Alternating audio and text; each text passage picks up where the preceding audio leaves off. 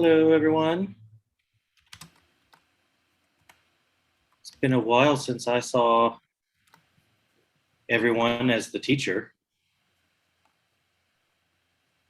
I was kind of an assistant slash prop in the animation one, and last month I had the month off. But now we're back and we're going to do some brand new stuff, some things that we have not talked about before.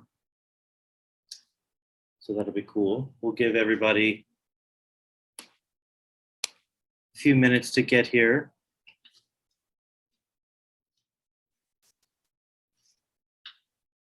All right.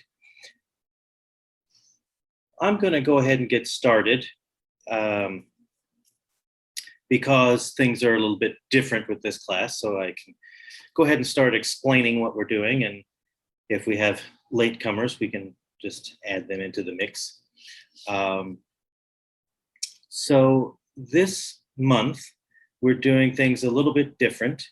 And the Chuck Jones Center for Creativity has offered up the opportunity for teaching artists like me and some of your other teaching artists to do something that's basically whatever you want to do, something that strikes your own personal interest or you have a special skill in that you don't necessarily always get to teach. And so I thought that this would be a good opportunity to share some of my experience with a very specific kind of design, a very specific kind of art, a very specific kind of storytelling. And that is through theme parks. So as you know, those of you who have been in my classes before, you know that I am a performer. I do a lot of comedy performance as a clown, as a comedian, as an actor, and I've done a lot of stuff in theater. I've done a lot of stuff with circuses. I've done stuff in cabarets and comedy clubs, but I've also done a lot of work in theme parks.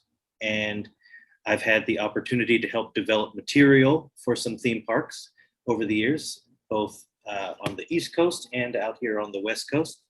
And not only have I helped develop material with some theme parks, not only have I worked and done shows in a lot of parks, but I also am a fan of parks as well. I like going to theme parks personally.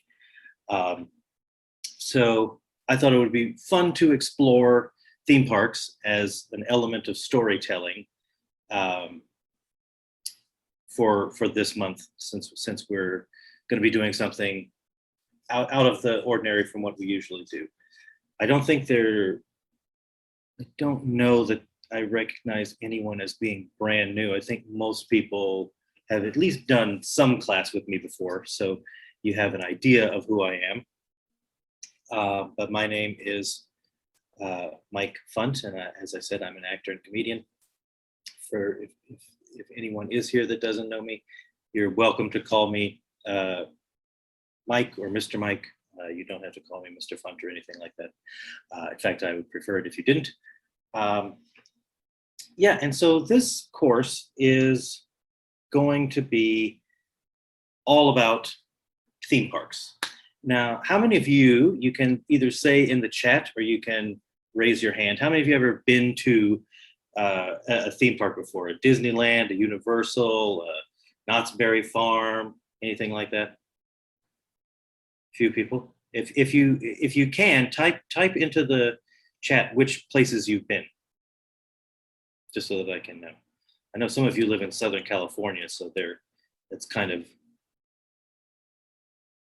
one of the homes of theme parks.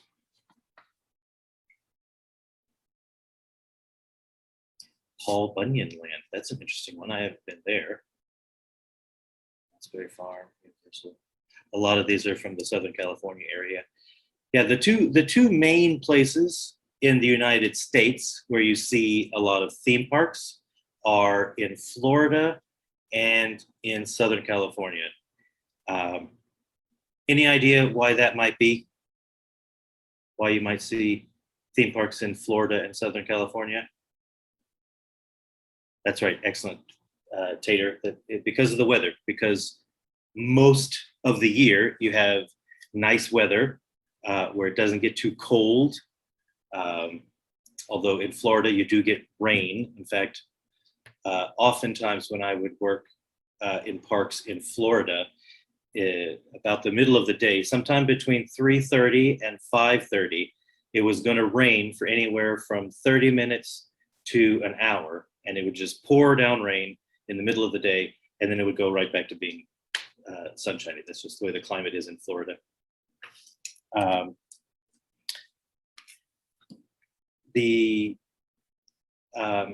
Just looking here at some of the other ones that you guys said. Cedar Point, yeah, that's up in the Midwest, so that kind of defies a little bit. And then what else? I know some people have mentioned in the past Hershey Park in Hershey, Pennsylvania. But there's also plenty throughout the country. The main ones are located in Florida, Central Florida and Southern California. But when we talk about themed attractions, we're talking about anything that is that's in a dedicated space that has a definitive theme. So a dedicated space means that the space is always used for the same thing. So for example, a movie theater would not be a dedicated space because they're always playing different movies. However, if you had a movie theater that played the same movie all the time, that would be a dedicated space. A traveling carnival isn't a theme park because it's not in a dedicated space. It travels all over the place. But anything with a theme that's in a dedicated space counts as a themed attraction. So this can be things like a zoo, a museum, an aquarium, a national parks visitor center. Could be a lot of outdoor malls have themes, or malls in general. They can have a theme to the mall. Mall of America is one, something like the Grove in Los Angeles, or Old Town in Kissimmee, Florida, places where it's a mall, but it has a theme to it. And also, we said malls, we said there are themed restaurants. Sometimes you can go to a themed restaurant. So it doesn't necessarily have to just be a big park. It can also be any kind of themed attraction. This is the kind of work that these types of artists and storytellers will work on for any of these kinds of things. So for today, and I hope this is all right with everyone, I'm going to do a little bit more talking than I normally do, and because I want to share with you some things, and I want to give you a little bit of history. And then as we move forward, you guys are going to get the chance to develop some artwork and create some of your own presentations as we move through the other 3 lessons. But for today, I want to just give you a little bit of a background so you'll have a little bit of information and a little bit of preparation and research for when you get started working on your own projects. So the first thing is, I want to give you a little bit of a history about how this stuff came about. So I'm going to share my screen. Give me just a moment. Oh, we don't use that one. Here we go. So share the screen, and then we'll go here. So this is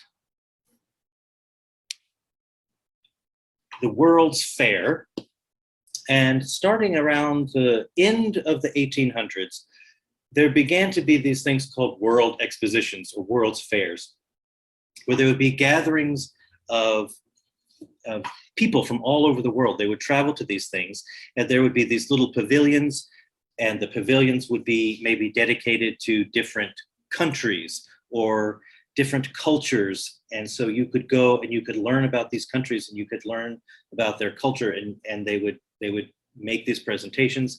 And it was a way for you to get to know a lot of interesting stuff in just one place.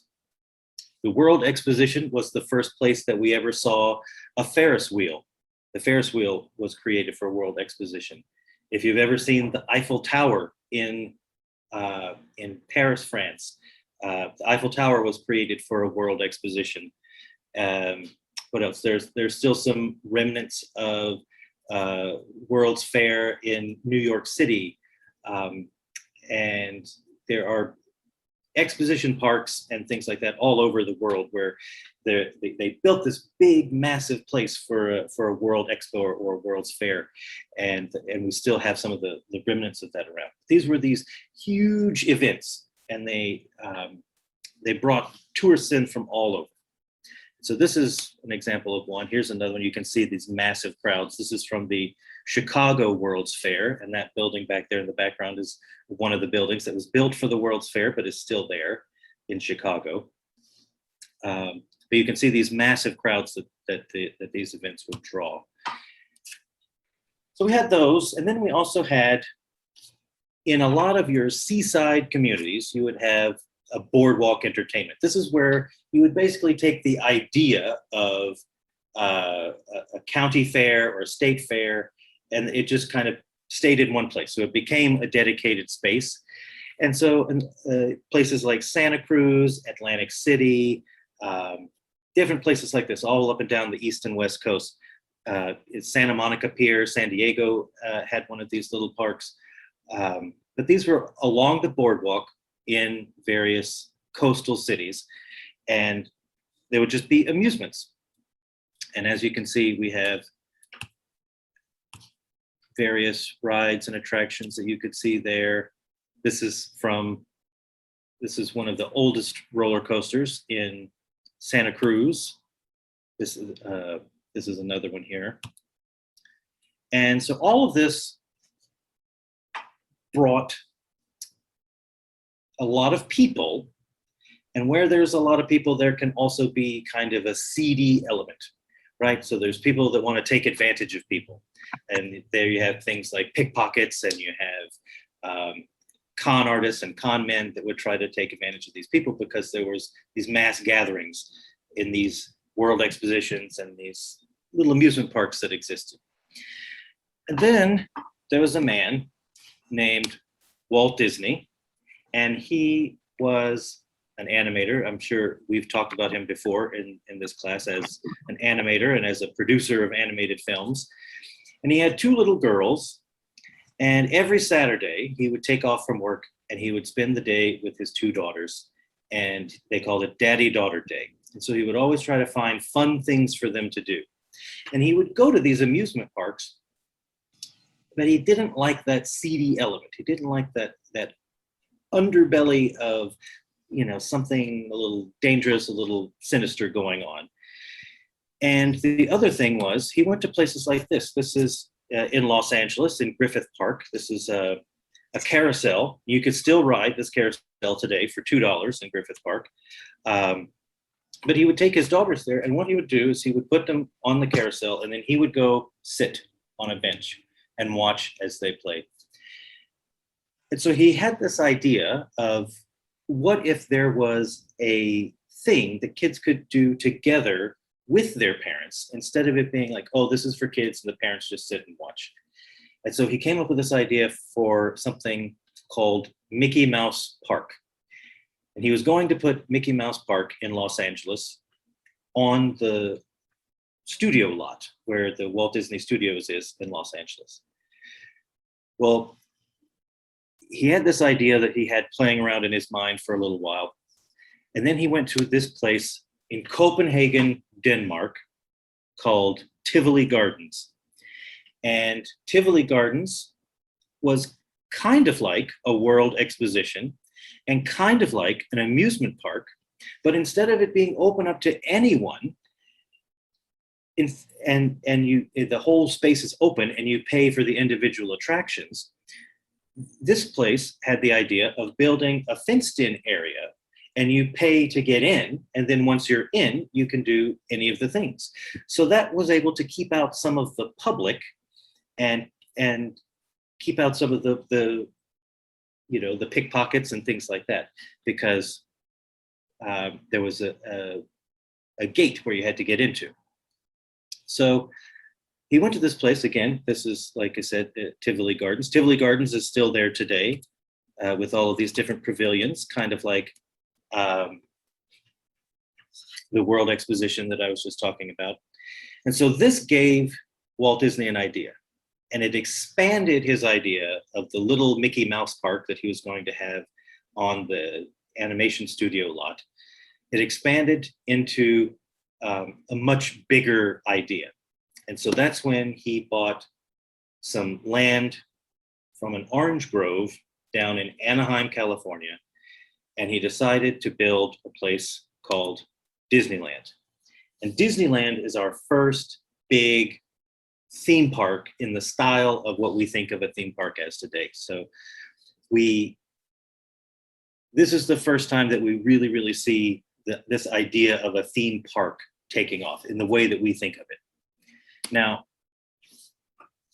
before then, Disney also got his idea from a couple of other places. One was from this studio called Universal Studios, the movie maker. A fellow by the name of Carl Laemmle was the founder of the Universal Studios. And because when Carl Laemmle started making movies in 1915, they were all silent movies, it really didn't matter what noise was going on around. So he came up with this idea of, what if we charge the public 15 cents to come in and watch the movies being made? And so people would come, and for one quarter, they would get a sack lunch, and they would get to spend the day watching on bleachers, watching them film the movies that they would film on the Universal lot. Well, eventually the Universal lot expanded, and that became the tram ride. So you could get a tour of the lot. And eventually that expanded into a park that was next to the studio, which had rides and attractions themed after some of the Universal characters. And eventually Universal expanded as well into Florida and across the world, just like the Disney parks. And there was one other one that Disney was able to get his idea from, and that is here.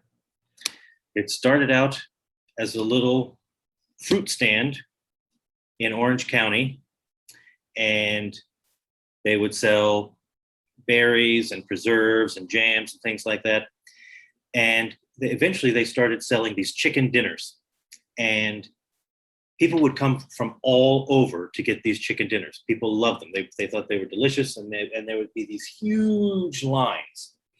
And so they said, we need to do something to entertain people while they're waiting to get their chicken dinner. And so they created this little ghost town, this little Western town.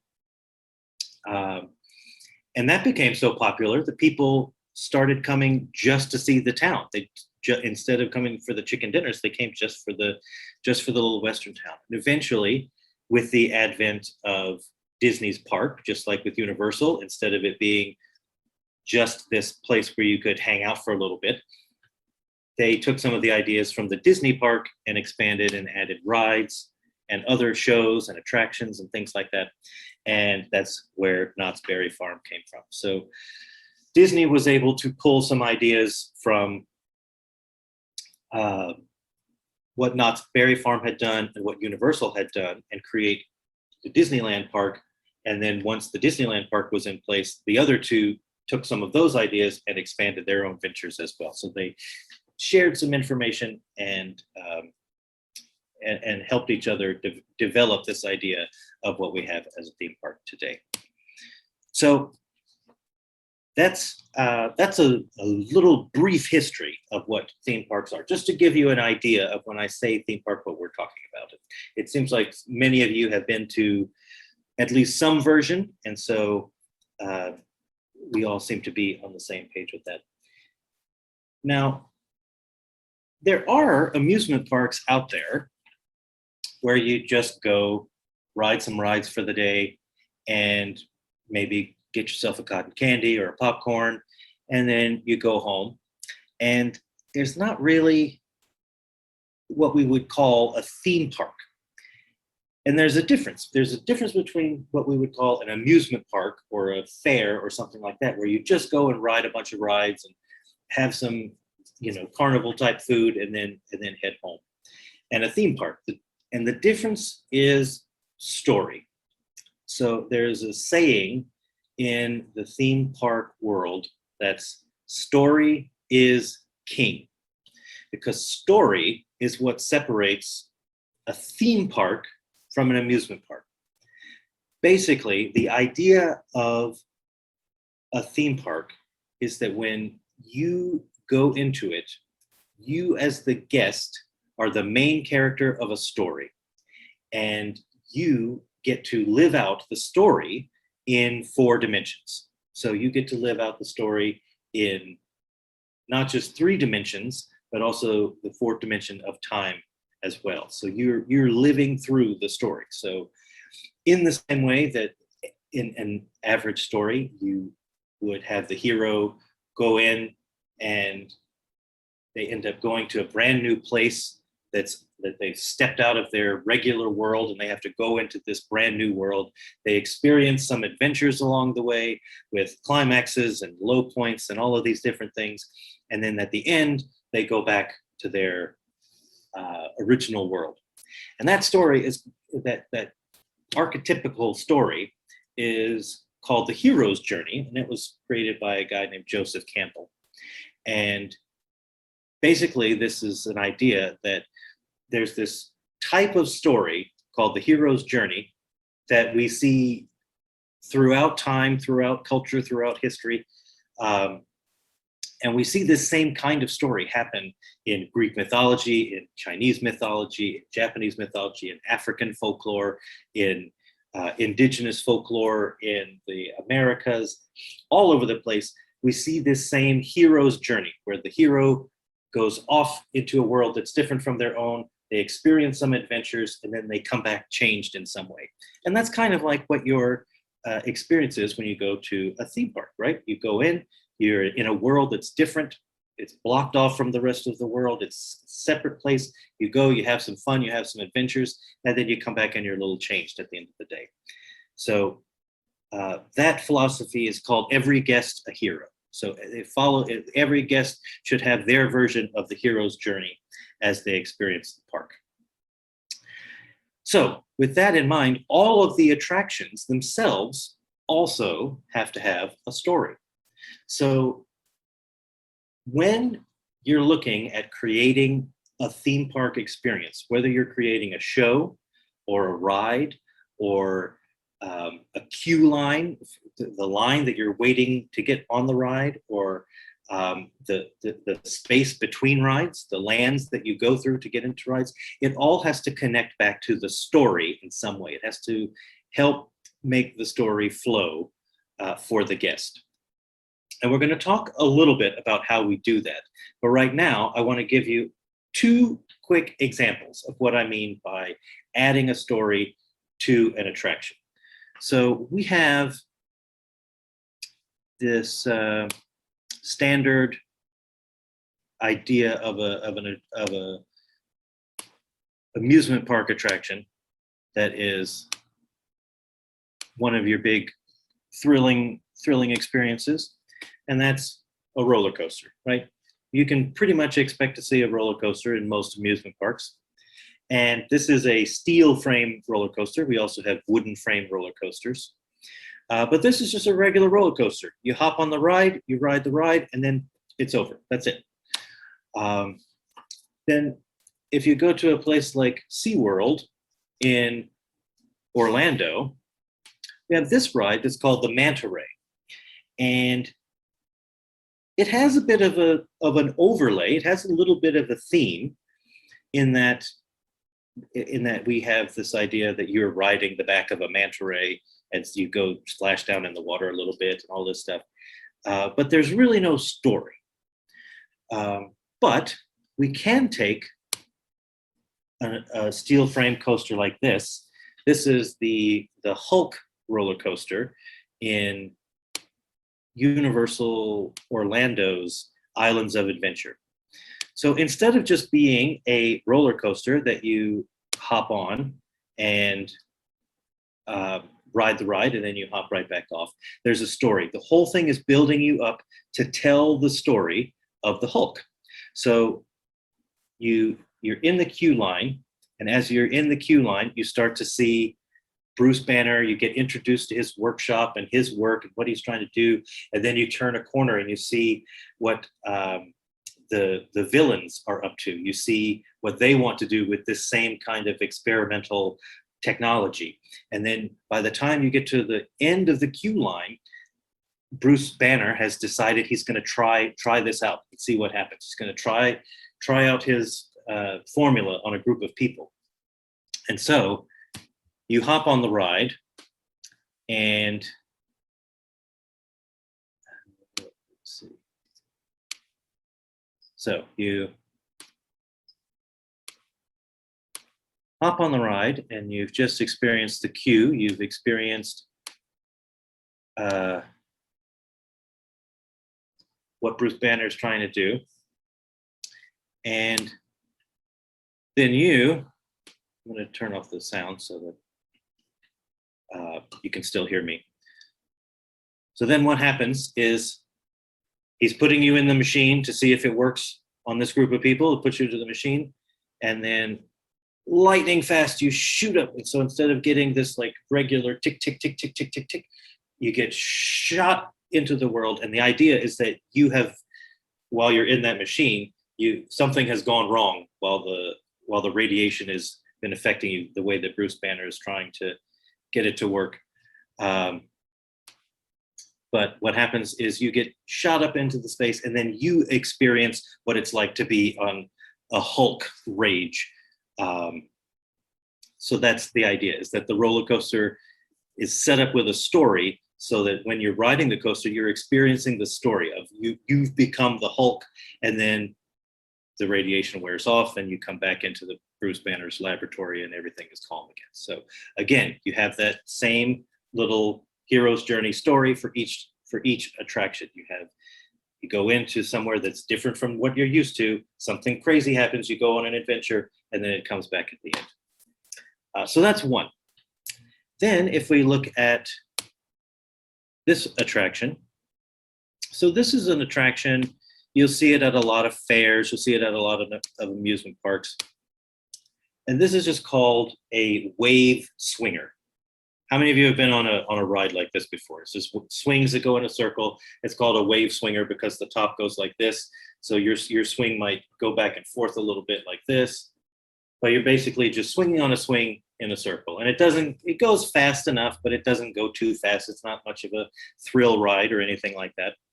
And so when the Walt Disney Company bought the space, or decided to make the space for California Adventure in Anaheim, which is the second park. So there was the original Disneyland park, and then they decided to put in a second park called California Adventure.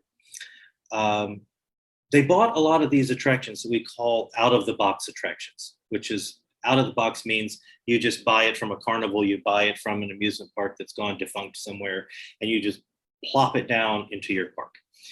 And so they had one of these wave swingers, and they decided, you know what, this is Disney. We do have this story is king philosophy. We got to give it a little something. And the whole theme for California Adventure was the theme of California. So they were giving all the attractions this sort of Californian overlay. So they gave it this orange overlay. And it was called the Orange Stinger. So for some reason, there's this orange, and on the inside, it was a beehive.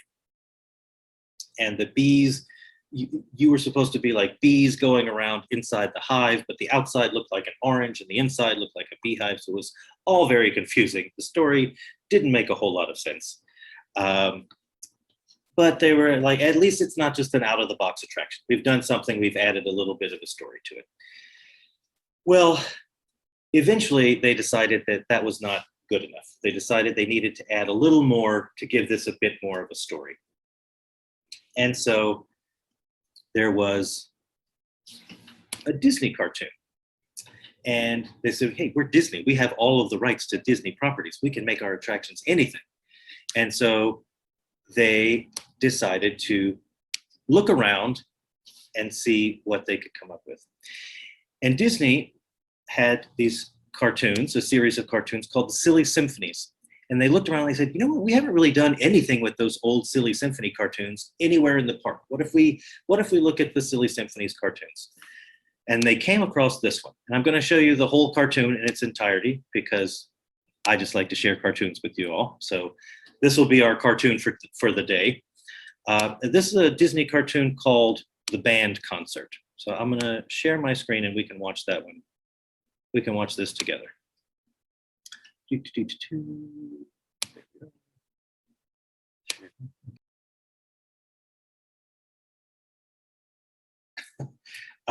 So the designers and creators of that ride, after they discovered this Silly Symphony, they thought to themselves, okay, so here we have an attraction that spins around, much like that tornado at the end of the short film. So what if we incorporate that? And so that's exactly what they did. They created this, it's the same exact bones of the ride, where it's your basic wave swinger where it spins around. But it starts out and you get on the platform and you're basically looking at something that looks like a bandstand, a band getting ready to play. And on top of the ride, you have Mickey as conductor.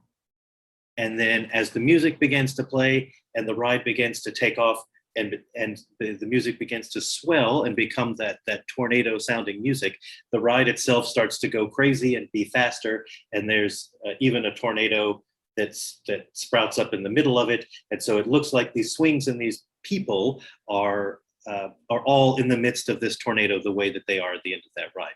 And so it has much more of a narrative to it. So if we look at what the ride is now, and I'll show you that right here real quick. I'm gonna keep the sound off again so that you can hear me. So now we have Silly Symphony Swings. We come up to the bandstand where we're gonna see a performance. And then the music starts to take off a little bit. And then it gets faster and faster. And then we start to see the people amidst this tornado that's in the middle there, swirling and turning. And the music gets louder and crazier and louder and crazier. And here it is from the on the ride perspective. And I don't know if you can see it from any of the videos that we have here. Maybe it'll be back here at the beginning before we get on the ride. But I don't know. It doesn't look like it. But if we go here, pause right here. If you look at the top there, you can see the sides of the thing at the top there has a bunch of scenes from the cartoon and introduces you to the individual band members essentially. So that's part of the coming onto the ride part, where you see the individuals playing in the band. You see some of the story of Donald with the flutes, and then at the very top of the ride, in the very center on the very top, is Mickey in his band conductor outfit conducting. So he's just like in the film, he is in the middle of the tornado while it's going around him, still trying to conduct this symphony while the tornado is happening around him.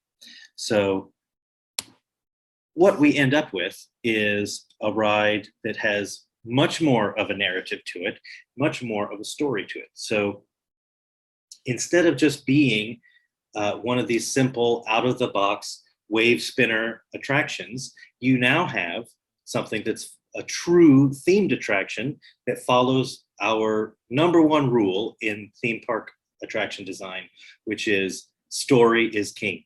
It's got to be enhancing the story for the guests. So we went from just a straight out of the box wave swinger attraction. It had this other kind of generally California theme where it was like inside of an orange, but the inside of the orange was a beehive for honey making and all of this stuff that didn't really make a lot of sense. And when they really did a really intense work in creating a story and a narrative for this ride, we now have an attraction that is a really truly themed attraction and has a nice, fun little story to it that the audience or the guest gets to experience rather than just simply going on a ride and finishing the ride and hopping off the ride. So when we're talking about creating themed attractions, that's what we want to do. We want to create a storytelling experience in 4 dimensions for the audience so that the audience experiences a story with their eyes visually, they experience the story sensorially with their body and kinetic movement, they experience it through the music and the sounds that they hear, they experience it through the smells they smell.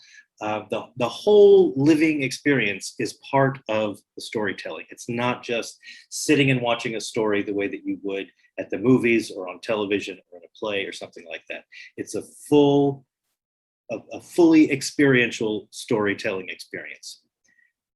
And so what I would like to do over the course of the next few weeks is to work with you all to create some sort of storytelling experience like that for your project for this class. And we'll work on it a little bit each week. And if you want to change and do something different each week, you can do that. If you want to kind of tweak and polish your thing, and just work on the same one every week and make it a little more polished and a little better each week, you can do that as well. But I know that some of you have your own characters that you've been working on. So if you have those characters, then you can use them. That in theme park design, that's what we call IP or intellectual property, which if you're a company like the Walt Disney Company and you have your Disneyland parks, you have your intellectual properties are anything from the Disney catalog, anything from the Pixar catalog, anything from the Marvel catalog, anything from the Star Wars catalog, and anything from the Muppets catalog.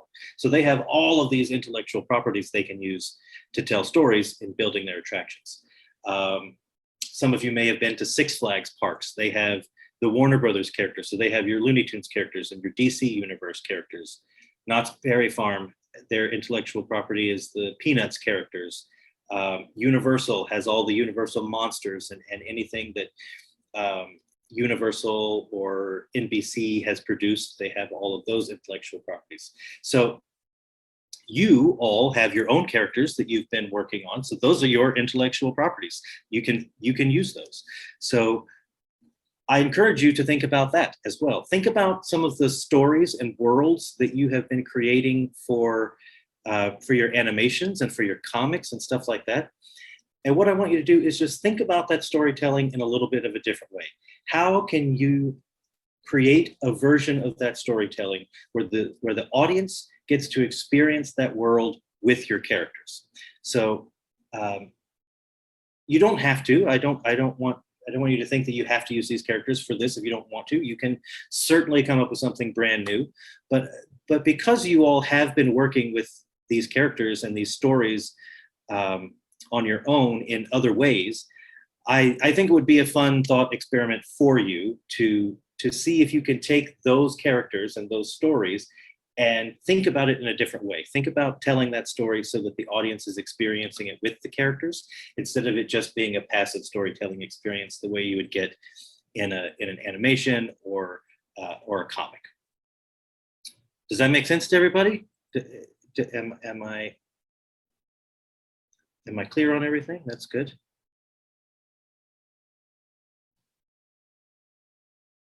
Cool. So excellent. So everyone sees what I mean when I show you the difference between just a regular steel frame roller coaster and the Hulk ride, or just a regular out of the box wave swinger attraction and the silly symphony swings. You see what I mean, how the difference is the storytelling experience. Is that clear to everyone as well? Thumbs up or a nod. Cool. Excellent. Well, fantastic. So again, this week was a lot of me blabbing away just to give you a little bit of context. Next week and the following 3 weeks, we will there'll be a lot more of us developing ideas and working on stuff together. So you won't have to listen to me talk this much for the rest of them. Well, thank you, Tater. I appreciate that.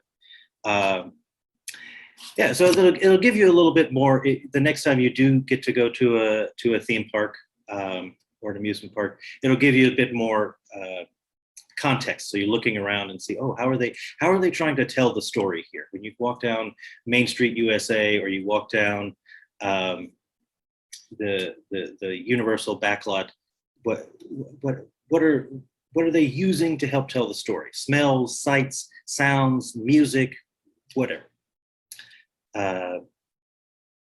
So Max says that they're going to a bunch next week. That's awesome. I'm going. Oh, very cool, very cool. I love the San Antonio parks. The Six Flags in San Antonio is great. I'm going to Disneyland for the first time since the pandemic next Friday, the 11th. So that's going to be exciting. And I haven't seen any of the new Star Wars stuff yet, because I missed it just before I moved to Washington, D.C. Yeah, I know. I wish everyone could go too. I'm sure down the road we'll start to see more and more people get to go back into stuff. But in the meantime, we can work on creating our own imaginative storytelling experience. So that'll be fun. We'll have something fun to work on for the next few Thursdays. And again, this is something different. We've been doing a lot of talking about comedy, and we've done some joke writing and sketch writing and different stuff like that. This is something entirely different than I've worked on with you guys, but it is something that I have a lot of experience with. So I thought it would be fun for this Creativity Month. And so yeah, so that's what we're going to do. A couple of things. One, make sure if you haven't made a donation yet, or if you haven't made a donation recently to the Chuck Jones Center for Creativity, Scott's putting that up there right now. Please do have your parents or you visit that site and help us keep these classes free. And we really appreciate anything you're able to do with that.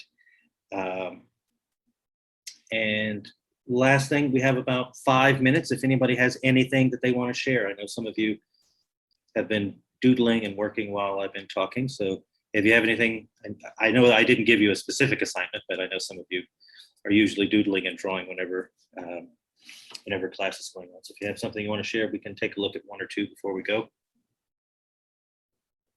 And if not, that's okay too. We can call it a day a little bit early. No, I don't see any. All right. Okay, well, sounds good. Well, starting next week, we'll be working on some projects, and it's going to be a lot of fun. I think you're going to like it. It'll be a very different thing than what we've done in the past. So I think this is going to be a lot of fun. I'm looking forward to working on it with you all. So we'll see you next Thursday, and have a good week between now and then. Thank you, Mike. Bye, everyone. Thank you. Bye-bye. Thank you. Bye.